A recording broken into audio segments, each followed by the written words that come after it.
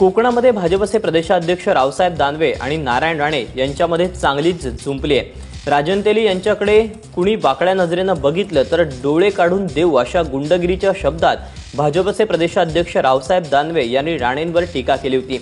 त्याला नारायण राणेंनीही गुंडगिरीच्या भाषेतच उत्तर दिलं। डोळा फोडण्यासाठी हात काढाल तर त्याआधी हात वेगळा करू असा इशारा नारायण राणेंनी दिलाय। त्यामुळे दोन्ही राजकीय नेत्यांना पातळी सोडून एकमेकांवर त्यांनी आरोप केलेत। दरम्यान भाजपचे प्रदेशाध्यक्ष रावसाहेब दानवेंच्या गुंडगिरीच्या भाषेविरोधात मनसेनं कुडाळ पोलीस स्थानकामध्ये तक्रार दाखल केली आहे।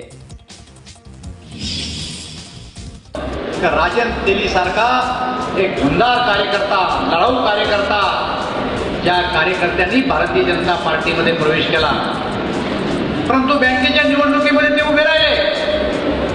परंतु काही विद्वेषक लोकांनी त्यांच्या गाडीवर हल्ला केला, घरावर दगडफेक करण्याची कोशिश केली। आम्ही हा हल्ला बघितला नाही, पण मी आजच्या बैठकीत सांगू इच्छितो की यानंतर जर का राजन तेली किंवा आमच्यात आलेल्या कार्यकर्त्याला जर वाकड्या नजरेनं पाहू तर पाहिलं तर डोळा फोडल्याशिवाय आम्ही राहणार नाही, हे खात्री।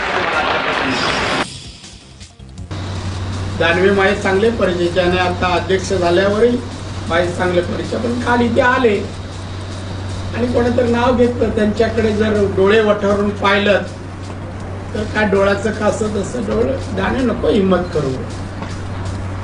इथे काय काढायचं सोडत हात वरच येऊ शकत नाही, लगेच वेगळा होईल। नको आमच्याशी दोन हाताची भाषा बोलू, आणि ही बीजेपीची भाषा नाही हो नाकात बोलणाऱ्यांची। पाहिजे तर आजमावून बघा।